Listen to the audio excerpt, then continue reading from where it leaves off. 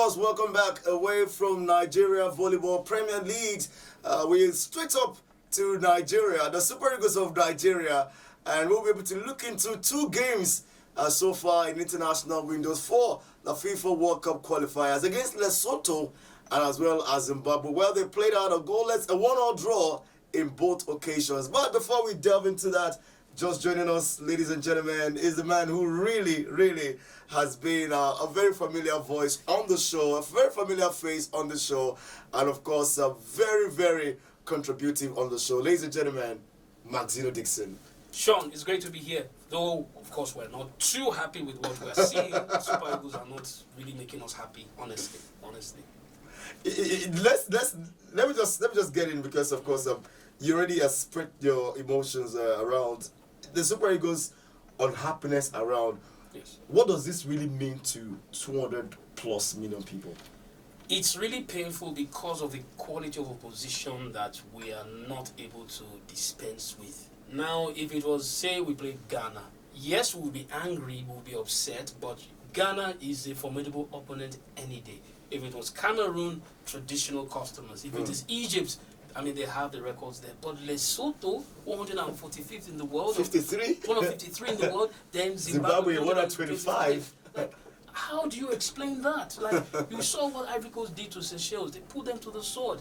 Egypt against Ethiopia, Tunisia against Sao Tome and Principe. These are teams we should not even be discussing, really. And it's all down to what we complained about. The poor setup of the Super Eagles at the moment.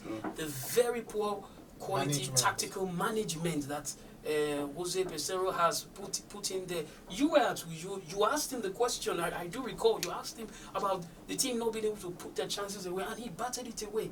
Some journalists even asked him, they said, okay, the goalkeeper, Uzoho, what are we going to do about him? He batted it away. And he just said, oh, I have confidence in my staff. I'm not stupid. But look at the goal we considered against Zimbabwe. Shocking. It was an amazing goal, by the way. Look, Chidi, you know what is most painful about it? Just before the match, the Zimbabwean coach, who happens to be a former assistant of Jose Mourinho, the same Jose Mourinho that recommended Peseiro to the Super Eagles, had said before the match that they were going to target the weakness of our goalkeeper and our defense, and they did it from over 35 yards out. That free kick, come on, look at the wall. I mean, you know, before now, Sean, I had complained that Uzogo's main problem was ground balls. But look at, the Zimbabwean just aimed the angle and he was caught flapping. And it's embarrassing. Look, I can't... Now we are the laughing stock of Africa, right now. The rest of Africa is laughing at us. 2 points out of a possible 6. And we're going to play South Africa next. Now South Africa will feel gingered because their junior COSAFA neighbors, Lesotho and Zimbabwe, have been able to hold Nigeria. Why can't they go for a win in Nigeria? Yes. Going into the match, they will be looking to get all 3 points against Nigeria because they will feel this is the best time to play us and get a result. Exactly. So it's troubling. We might miss out on this World Cup that has been tagged Jackpot World Cup. Don't ask me why, but that's what I just called it. All right. Okay. That of course is on a very light note. The jackpot might actually come from the album where you see Nigerians very much in love with Canada. Canada and USA. These two countries are so much loved by Nigerian youth. But it's not really about the jackpot nature of it. It's always going to be about how coordinated we are as a team, especially when we face off not just against big teams, European sides, and of course the powerhouses of the global footballing reality. But again, when we play the underdogs, when we play the so-called inferior teams, so-called the teams that are not supposed to get a result. Chidi, I'd like to come in here with you.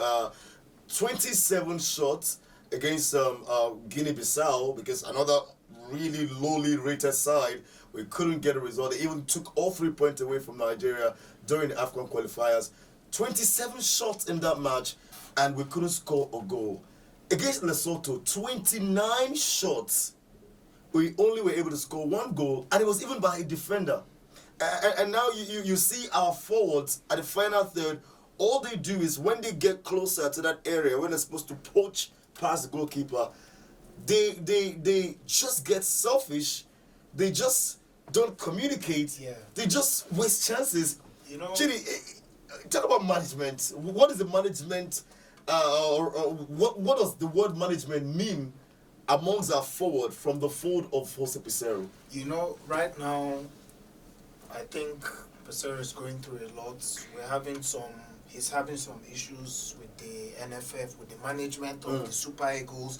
And when there's no harmony with the management, it's going to be difficult for the boys to perform because they have a lot on their mind. We're not getting, the coach is not getting his wages. The coach is going to be unhappy. So getting his instructions through to the players is a big problem. Right now, there's no team chemistry. We are playing with, like you said in the Lesotho match, we played with Boniface and Awuni up front. Ademola look one, and then Tilfa was We're playing with 4 forwards. Meanwhile, we're short in midfield. Even in our defense, it's not looking formidable. So I think now team chemistry is the problem.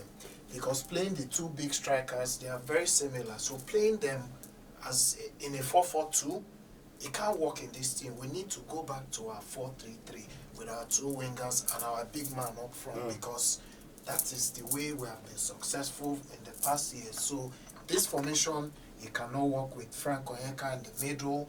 I don't know about you, but I don't think he can take up that, he can soak up that defensive pressure. Defensive pressure. And be able to do the dirty work too. What is even most painful is Onyeka is not a starter in Brentford. Uzoho is not, he's a 3rd choice goalkeeper in Cyprus. Why are we doing this to Super Eagles? Why is the Super Eagles now being turned into a dressing ground to market players, for goodness sake, at the expense of qualifying for the World Cup or making a statement for Africa? It's embarrassing. The NFF, they really need to come out and tell us the truth. Of course, after the match against Zimbabwe, an NFF official was approached. Why can't they sack Peseiro? And he said, if we sack him now, we are owing him money, there will be litigations. For crying out loud, who signs these deals for the Super Eagles? Honorable, we're looking at the Super Eagles road to the 2026 World Cup. 2 matches, from maximum 6 points, 2 points. Will it be justified for Nigerians to call for the sack of the head coach, Jose Peseiro? Definitely, if you check out the internet, almost everyone is asking for the sack of the head coach. It's unfortunate that out of 6 points, we have just 2, and we find ourselves in a very precarious situation. Yes, but when you say we should sack, NFF should sack the head coach, we didn't employ him. This regime didn't employ him, and when you come to look at it, it was the sport ministry who employed him, and we're supposed to have paid for their salaries, but up to now they've not paid a dime. And so you sack the coaches down. Who pays for compensation? And so that's where we find ourselves. Not a dime has been paid to this coach, who's sending about $70,000 every month. And so if you sack him, you give him the responsibilities. Nigeria will also crucify us. But then we're not happy. What is the solution? What is the thinking of the NFF? Are you going to respect the man's contract? Definitely, we have to respect his contract, but if we had the money to give to him, why wouldn't we relieve it? We're not happy. Definitely, we're not happy. People, Ndidi is injured. Okay, so with Ndidi off now, we don't have any other person, really. There's Sodiq that plays for Remo Stars, a right back who has given 9 assists in 8 games. You will not invite him. You have Christian Nwoke, the goalkeeper for Sporting Lagos. You will not invite him. Ambrose Obasogi, insurance. You will not give him a chance to play. Considered just 1 goal. Just 1 goal. I think we need to 8 matches and bring in some players and mix with this team. That was what made Stephen Keshi, may so rest in peace. That's what made his team so successful, because he mixed the players in Europe with the home-based players, and we were successful. I actually think again, Chidi, and when you look at it from that angle, it creates a balance or a tranquil society. Let me use that word, whereby everyone knows that they have to be able to work so hard to earn their shirt, because a player who's coming from the local league might just one day pick up your shirt because you didn't meet up with the required numbers, and then as a result of that, you will always want to keep your performance up there so that you don't get those kind of situations. I for one do believe that if we can actually have a way. Look, I'm sorry to say, you know, when Nigeria played the friendly matches against Saudi Arabia and Mozambique, I made it clear, Osimhen should not have featured. He got injured in the process, and that's why now we've seen the consequence of Osimhen not being there. Yes. Those kind of matches, you don't need your AA team. That's the time, even against Sao Tome, the last match, a dead rubber. Look, we can blend in other new players. That was the time to have tried, like Chidi has always said, Boniface up front. Let him be the points man. Or Awuni up front. Try them at that point in time. Try them against Saudi Arabia. Then, I've said in another show, the list, you have 8 defenders. You have 4 midfielders. Then almost 10 strikers. That is the most imbalanced thing. And let me tell you something, Sean, you are aware of this, and Chidi. Teams like Guinea-Bissau, Lesotho, because they know they don't have the manpower quality to match Nigeria, they go for the low block. And once you have low block, you can't, you're coming from the flank, you're wasting your time. The only way to counter low block is having someone that can pierce through the middle. And that's where Wakali comes in and other players, but you deny them. Alassane is there from Antwerp. We don't see these people. You keep bringing Onyeka, you keep bringing Aribo, the same set of people. Ndidi is injured. Okay, so with Ndidi off now, we don't have any other person. Really? There is Sadiq that plays for Remo Stars, a right back who has given 9 assists in 8 games. You will not invite him. You have Christian Nwoke, the goalkeeper for Sporting Lagos. You will not invite him. Ambrose Obasogi, insurance. You will not give him a chance to play. Considered just one goal. Just one goal. I think we need to 8 matches. And bring in some players and mix with this team. That was what made Stephen Keshi, may so rest in peace. That's what made his team so successful, because he mixed the players foreign in Europe with the home-based players, with the home-based players, and we were successful. I actually think again, Chidi, and when you look at it from that angle, you know, he creates a balance or a tranquil society. Let me use that word, whereby everyone knows that they have to be able to work so hard to earn their shirt, because you know a player who's coming from the local league might just one day pick up your shirt because you didn't meet up with the required numbers, and then as a result of that, you will always want to keep your performance up there so that you don't get those kind of situations. I for one do believe that if we can actually have a way to create competition in the fold, perhaps, but look away from competition. Look at how Ahmed Musa has been ousted of the team. A lot of people have been talking about the lack of leadership in that squad. No leadership. I mean, no one talks to the rest to listen. You look at Ademola Lookman is with the ball, he barely passes in the middle. Kelechi Hannah tries to find a way to score a spectacular goal, and then wouldn't dink the ball into the middle for the number 9 to finish.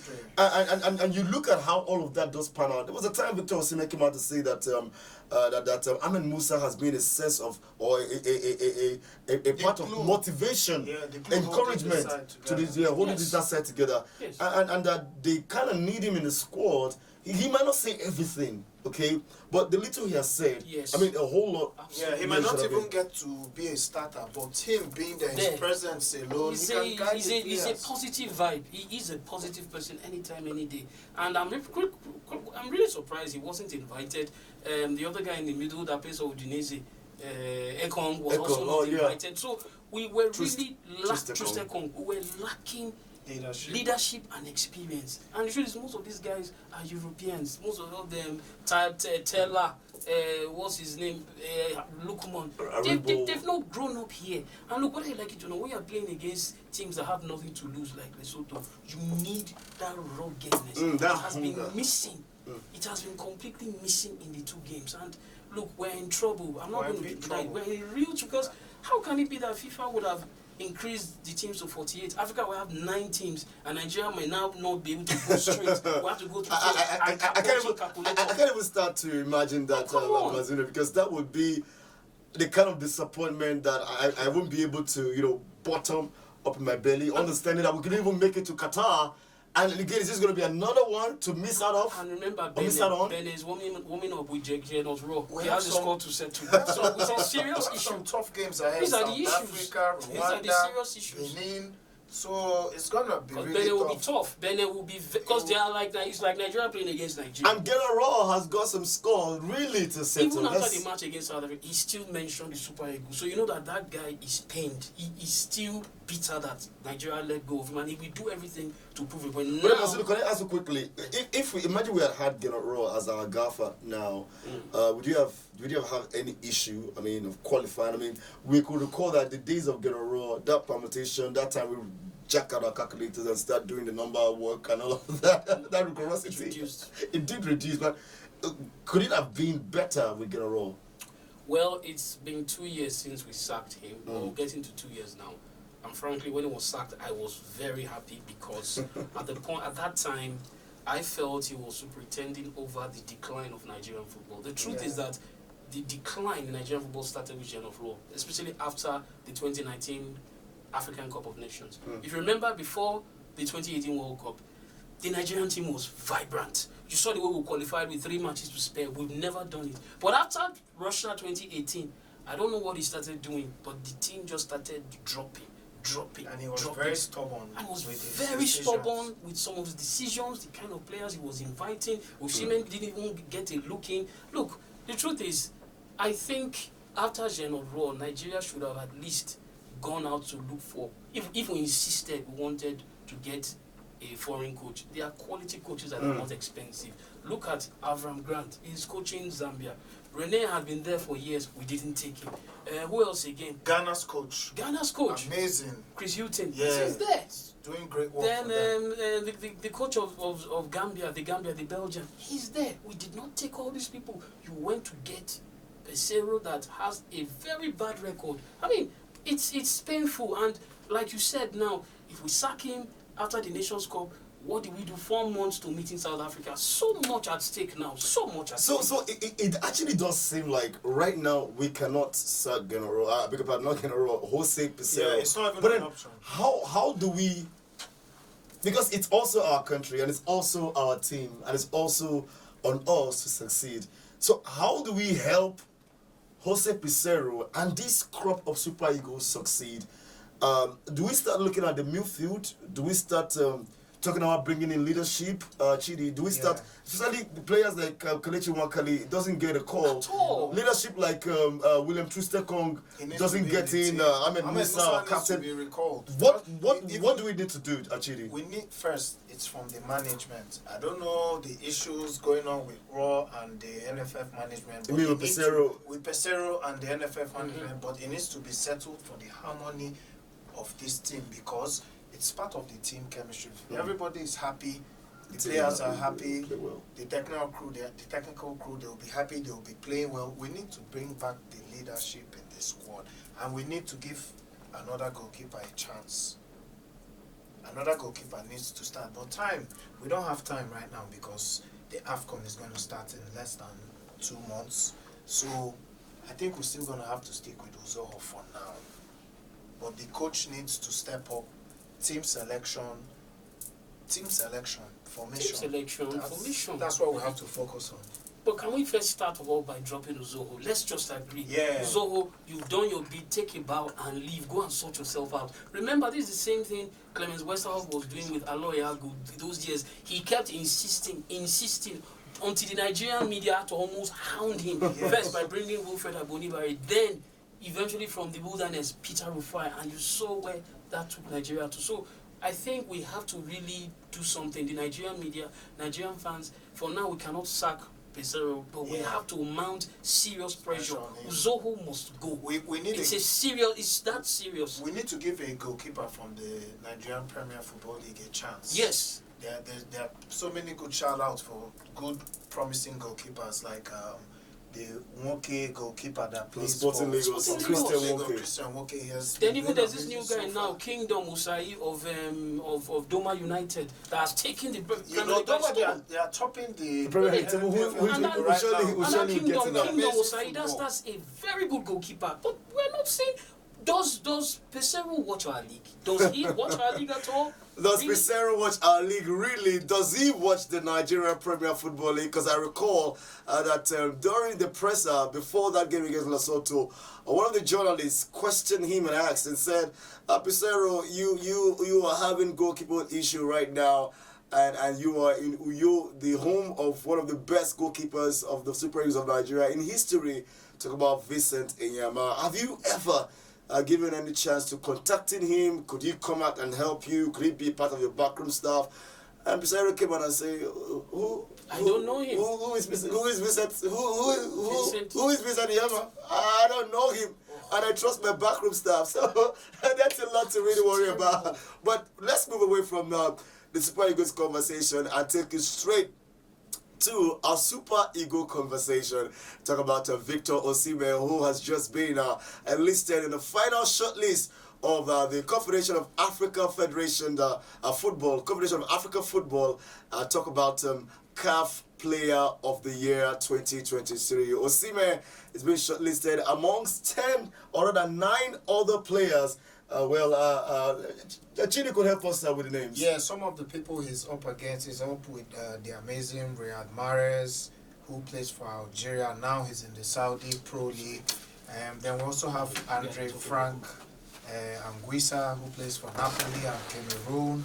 We have Vincent Abubakar, who plays for Cameroon and Besiktas. Mohamed Salah, of course, Liverpool and Egyptian maestro. Then we have Ashraf Hakimi, who plays for Morocco and PSG.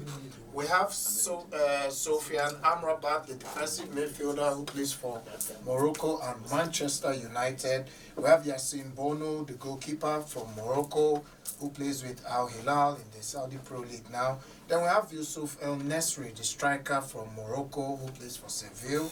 Then we have our very own Victor Osimhen, who should take home the prize because of his amazing football he has given us for the past year.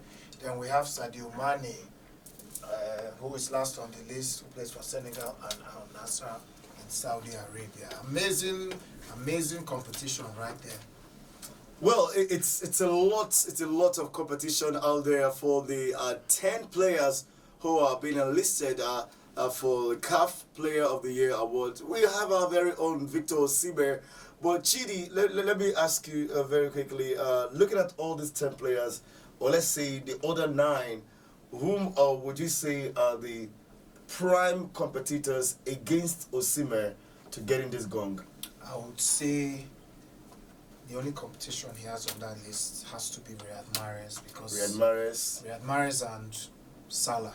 Mohamed Salah. Yeah. How about Sadio Mane? I would say Mane, but last season I think Mahrez had the best season out of all the players to compete with Osimhen. Osimhen led Napoli to their first title in 33 years. 33 years. He played amazing. He was the highest goal scorer for the club. I think he has a very big shout to win that trophy, but he'll be up against Mahrez, who, of course, won the treble with Manchester City, Champions League, FA Cup, Premier League. It's going to be a tough one, but I think it's going to be between Mahrez and Osimhen. Although Mahrez has kind of had a quiet season, this new season, we haven't really heard much about him. But Osimhen has been firing. In fact, since Osimhen has been injured, Napoli have been struggling. It goes to show you his importance in that squad. He's a very important player. He's a baller. And I believe with Osimhen up front for Nigeria, we'll have a good chance this AFCON coming up in January. What do you think? Well, of course, what I do think, we have 4 Morocco players on the list, the final 10 for CAF. We have 2 from Cameroon. We have 1 from Algeria, 1 from Senegal, 1 from Egypt, and our very own one, Victor Osimhen. Just like you mentioned, there are really 4 contenders to this individual award. Talk about Riyad Mahrez of Algeria and Masiti and Al Ahly of Saudi Arabia. And then there is Sadio Mane, Senegal, Liverpool / Al Nassr of Saudi Arabia, And then there is Mohamed Salah, Egypt / Liverpool. Scored 4 goals in the last qualifying game for the World Cup. Of course, he did in the 7-0 demolition of the opposition. Yeah. Then I think we have somebody going under the radar who is Yassine Bono. Morocco. He played so well in the World Cup, led Morocco very far in the competition, and he's also before he went to Saudi Arabia, he also had a very good season with Seville. So I think he also has a big shout too. Well, the players that do have shouts to winning it, the CAF Player of the Year award for 2023, just as you heard, Yassine Bono of Morocco, the goalkeeper between the sticks that denied Cristiano Ronaldo, and the rest of the players that faced off against Morocco before they made history to reaching the first semi-final of any African side. Reaching the first semi-final of any African side, and Yassine Bono and alongside 3 others from Morocco made a squad for 4 right on that list. Yassine Bono gets a shout, and amongst others, as mentioned by Chidi, we have Riyad Mahrez, who won the treble with Manchester City, the UEFA Champions League, the English Premier League, and as well as the FA Cup to also make a cap for the treble. We also had Sadio Mane, but let me tell you that Riyad Mahrez, in the season 2023-2024, or rather before that one and even this one, he was able to score 15 goals in 47 matches. And at the national side, in the year 2023, he's got 2 goals in 11 matches. Meanwhile, this season in Saudi Arabia Pro League, he's been able to amass for himself a number of 6 goals in 14 matches. For Sadio Mane, who played for Bayern Munich before moving to Al Nassr in Saudi Arabia Pro League, he plays for Senegal, and in the season 2022-2023, he was able to score 12 goals in 38 matches. And in the national side, he scored 6 goals in 7 matches for Senegal this year. And also, there at the Saudi Arabia Pro League, his club Al Nassr, he's been able to register 9 goals in 23 appearances. Talk about Mohamed Salah for Egypt and Liverpool. 30 goals for the season 2022-2023 in 51 games. 51 games, he scored 30 goals. For the national side, in the year 2023, he scored 6 goals in 8 appearances. And so far this season, Mo Salah has recorded 12 goals in 16 games for Liverpool. And Victor Osimhen, our very own, who also was one that won amongst these 4 players mentioned. Mohamed Salah didn't win anything last season. Sadio Mane didn't win anything. Even Yassine Bono of Morocco didn't win anything. But Mane won the league with Bayern Munich before he... Oh, with Bayern Munich. Yes, he did. I beg your pardon.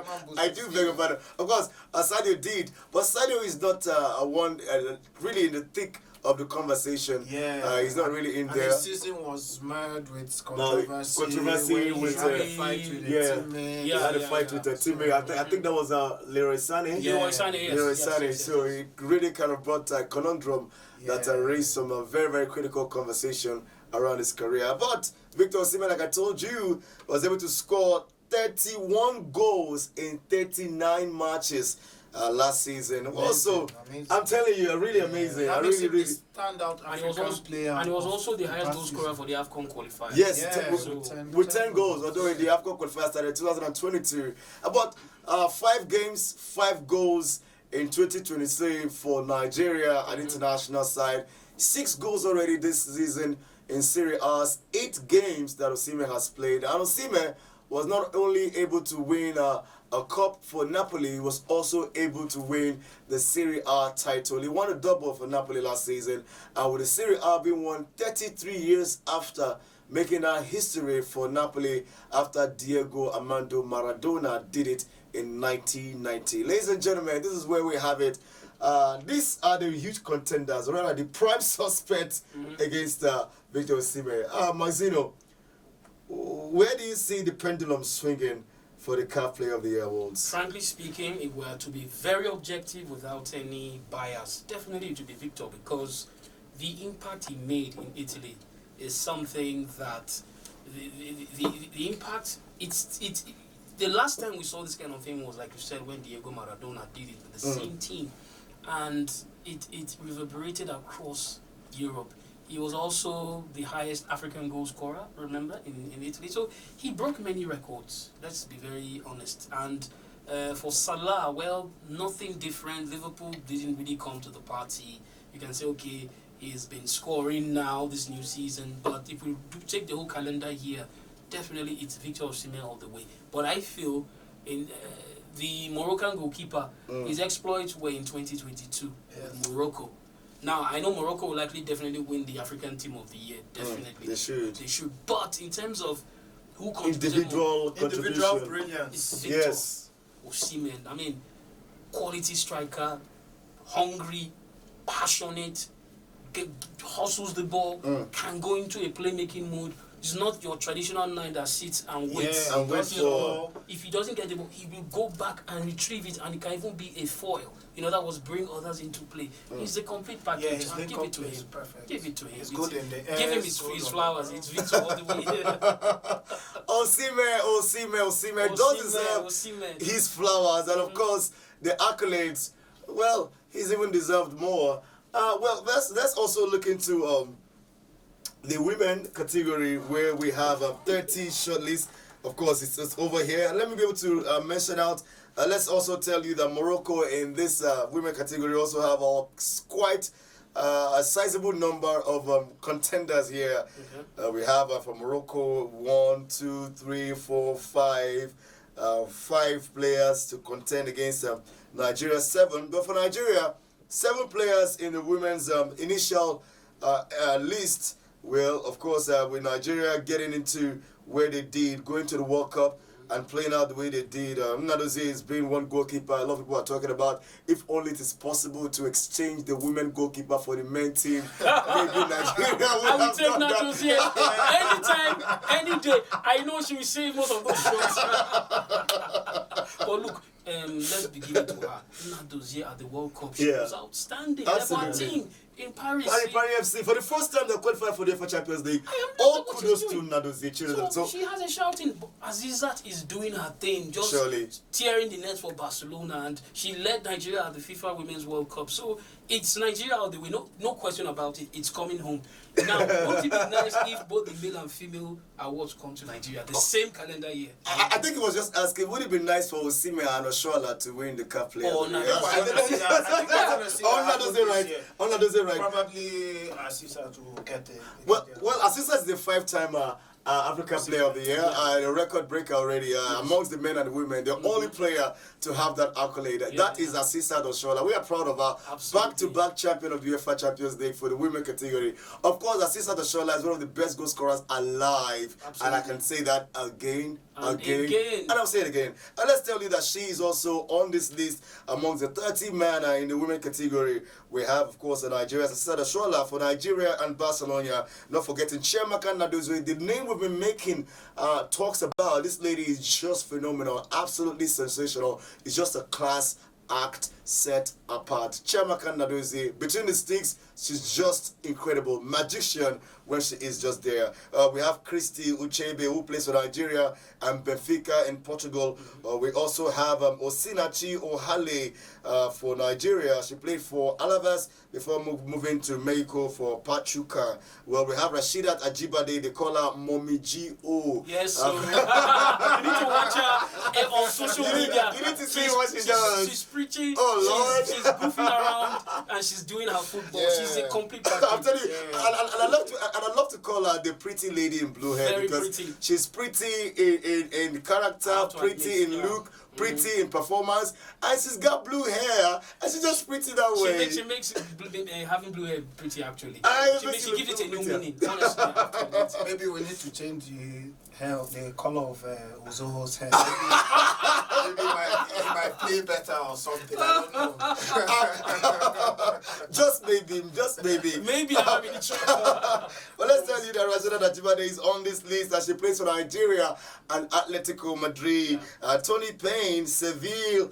Sevilla, that's where she plays football in Spain and as well as Nigeria. Uche Nakano plays for Nigeria. Tigress Racing in Louisville in United States of America. And of course, these are the 7 contenders from Nigeria for the CAF Women's Player of the Year. Ladies and gentlemen, we still have to get down to home of football. But again, let me just ask Chidi, who is your Woman Player of the Year amongst these Nigerian folks? No, it has to be the Barcelona feminist sensation, Asisat Oshoala. How about she has my votes? Asisat Oshoala got I would have wanted Chiamaka. I would have won because she has really made goalkeeping an art, and she brings that kind of confidence. The way she basically carried Nigeria the first match against Canada, a woman down. Then even against Australia, she and Azizat came to the party.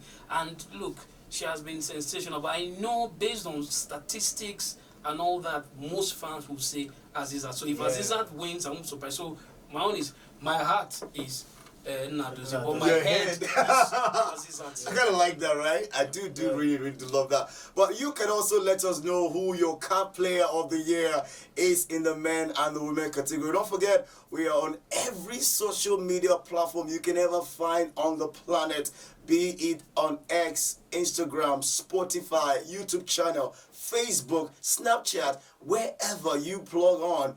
We are right there to get you electrified. So make sure you also be on the comment section and let us know who your player of the year are in the men category, in the women category. And if you can add some reason to that, we would appreciate it. And let's move on and tell you that the Nigeria Premier Football League match day 9 had played, and we have a new leader on the table. Ladies and gentlemen, they are 3 teams locked at the same point, but with goal difference. Sporting Lagos. Oh, well, they don't dare. No, they're not. Doma United. I know that sounds like my team right now. Lobby Stars, of course. Rangers. Doma United in 2nd place and Shooting Stars of Ibadan in 3rd place. But let's first of all give you the result before I bring in my analyst to be able to do attack. Go! Gombe United defeated Niger Tornadoes 1-0 at home. Aqua United played out 3-2 against Remo Stars. Sorry to cut you short. The match between Aqua and Remo Stars, you know it was tagged? The Bet Derby. The Bet Derby. Yes, because they use betting company as sponsors. So they call it the Betting Derby. How the match was tagged. So which means if you had actually staked on, perhaps it could have been multiplied on. Absolutely, if you know what I mean. Absolutely. Let's get back to the result. Aqua United 3, Remo Stars 2 in that game. In the Betting Derby, you get that noted. Bayelsa United played out a 1-0 draw against Shooting Stars at home. Enugu Rangers against Katsina United. Sunshine Stars. Oh, beg your pardon. Bayelsa United against Sunshine Stars was a 1-0 draw. Meanwhile, Enugu Rangers and Katsina United played out a draw as well, but it was goalless. Eyimba were able to defeat Lobby Stars 1-0 to be able to get back to winning ways. Rivers United find themselves back bouncing and picking up 3 points against Abia Warriors, 2-1. Shooting Stars of Ibadan, yes, they are also with 17 points on the log, having defeated Kano Pillars by 1-0. Sporting Lagos played out a 1-0 draw against the Draw Masters. I think they've actually earned that name, the Draw Masters. The Heartland of Owerri. The Heartland of Owerri. The Anazi Millionaires, yeah. The Anazi Millionaires. I think they should now deserve that name. The Draw Masters. The Draw Masters. The Draw Masters. They're taking it from insurance. The Draw Masters.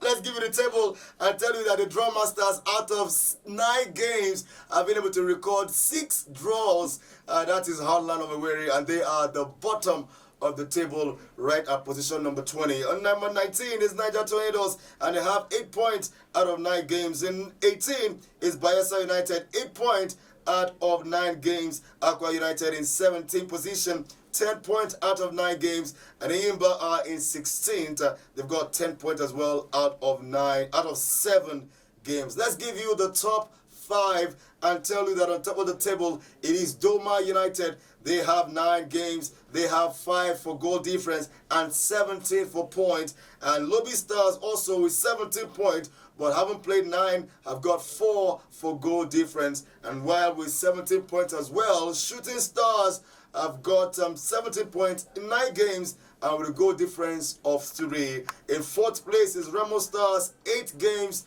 and 15 points there in 4th position. Enugu Rangers, who were a fortnight toppers of the table, well, they are now in 5th position, and after playing out 9 games, they have 5 for goal difference and they have 15 points on the table. Ladies and gentlemen, this is exactly how the table does look like for the first 5 and the last 5. Let's be able to talk about it right now. As you know, saying it was really an exciting weekend. A lot of tackles were traded. A lot of results came out surprisingly. But at the end of the day, we'll not see new leaders, and in the fashion with it now looks like a tripartite situation among these 3. But at the end of the day, what do you see, Maxino? Well, for me, I am excited for Duma United. They call them the Savannah Tigers. They are the newest team in the MPFL. They have fanatical support base in Gombe. Anytime they are playing, the Pantami Stadium is filled to the rafters, and they've shown that just as they are impregnable at home, they are also able to get both wins and draws from outside their home base. So credit to them for pulling down Plateau United 1-0. Shooting Stars of Ibadan, Coach Benga Ogumbote, his philosophy is now being carried on by that team. By the players. You know, after they sent off their captain Taufik Malomo last week against Kwara United, if he not been sent off, it's likely Shooting Stars will be on top, because they led that match for over 70 minutes until injury time. Then the pressure of being a man down, Kwara United finally. And you know, these Shooting Stars, they actually have the best home record in the league right now. Perfect, you know, out of 5 games, they have 15 points. Yes. So they have won all their home matches. Absolutely. Yeah. And Lekon Adamasiba Stadium was filled to the rafters on Sunday. Then, of course, Insurance, they are also the second draw specialists now, and they had to wait to the last minute of added time to escape their first home defeat against Kwara United. Then, of course, Eyimba, the People's Elephant, the Nigerian League champions. Slowly but surely, you know, they will always crawl out of the relegation. Look, they were never in relegation, really. It's because of the continental commitments. So let's just leave that for them. Then, of course, Sporting Lagos. They are now seeing that life in the MPFL is not easy. Against Heartland, the draw specialists, they had to fight back to avoid being defeated at Mobolaji Bank Anthony Stadium. Then, of course, Mobolaji Johnson Stadium. Then Rangers International, Enugu Rangers. So sad they couldn't get the points against Katsina United. They've been doing so well. Oka is their temporary home, but their cathedral, the former Nnamdi Azikiwe Stadium, is almost ready. And based on the packaging and everything, you can always have it to the back of your mind that Rangers will always be a shout. A powerhouse. Powerhouse. I mean, they are the traditional powerhouse of Nigerian football. Lobby Stars of Makurdi, Lafia is their home stadium temporary, but they've been doing well. Yes, they lost against the Eyimba, but you can see that they are going to be in the discussion. Remo Stars, they lost to Aqua United.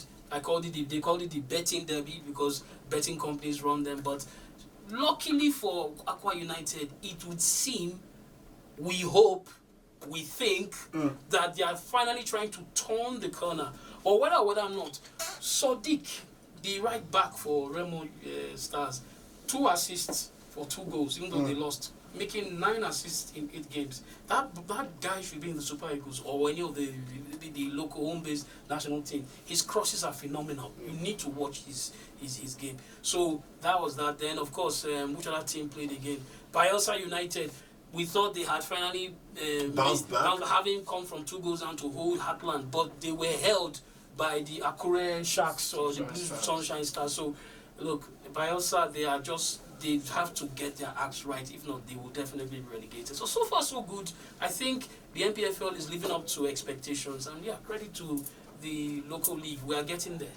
We surely should be getting there. But how will Heartland Owerri be able to get there? It's been 9 games for them, 3 defeats and 6 drawn matches. Actually, looking at this side, they played against Sporting Lagos at the Mobolaji Johnson Arena. And it took 90 plus 10 before the host Sporting Lagos were able to pull them back for a 1-1 draw. But what do they have to do to at least change this fortune? They just came from the Division 1. Yeah. Should they go back? I think they're in very big trouble because they have some very tough fixtures coming up. They'll be playing Ayimba in their next game, and from there they play Shooting Stars away from home, but they are playing Ayimba in their home. So I think the coach really has I think they're in big trouble. So they really have to sit up and, they need to change their luck, because I think they have been unlucky so far, missing a lot of chances. The coordination in the team is kind of poor. So the coach and the technical crew, they have so much to do. I think they should just go back to the drawing board and, play like they have something on the line. They're not playing like they have something on the line. So I think they have so much work to do. Well, so much should be done by Harlan of Owerri. Of course, Harlan Owerri, so much has already been done right here on this show. And this is where we will be calling it a day. But without not involving you in our conversation, we'd like for you to be a part of it already. Get on the comment section. Go right there. Make your vote for the CAF Player of the Year. Make sure you get a bid up for Victor Osimhen if you are a Nigerian. He's the only Nigerian on that list. He should be able to get it after such a super excellent performance from last season. As well as the ladies, we will be also waiting to hear from you to be able to find out how many you would be expecting of the Nigeria 7 to cross into the final 10-man shortlist before the award will be given on the 11th of December in Morocco. Ladies and gentlemen, it's been a great pleasure. Thank you, and make sure you continue to join in on all of our social media platforms. You can hit the notification box. You can also like our page. You can follow us. You can comment. You can tweet us. You can retweet us. You can DM us. You can just get involved and get yourself indulged, and we are sure to get back at you. Thank you so much to Maxino Dixon for coming on the show today. Always a pleasure. It's my pleasure. Anytime, any day. And as well to Chidi Mwoke. It was a pleasure. It's been a while, but it's good to have you back. I'm looking forward to our next meeting where we can also see the way forward and, look forward to the Premier League and the MPFL coming up soon. Of course, a whole lot we are looking forward to. And don't forget, we'll also be bringing you updates right on Voz Sports Update. My name is Sean. Have a good one.